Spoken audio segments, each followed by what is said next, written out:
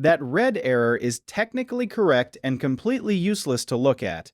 IFERROR replaces it with whatever you'd rather see without hiding a real mistake.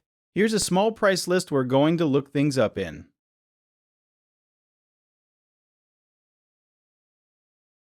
And 3 things to look up. 2 of them are in the list. Rivet isn't, that's on purpose. A normal lookup, find what's in D2 in the price table and bring back the second column. Copy that down the 3 rows. And there it is. Bolt and screw are fine. Rivet gives you #n/a because it genuinely isn't in the list.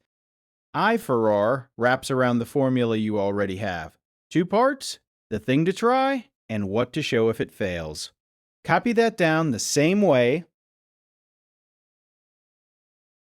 and the error is gone, not listed in plain English where the red used to be.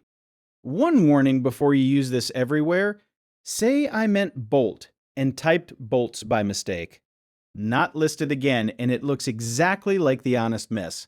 IFERROR hides your typos just as happily as it hides the errors you expected.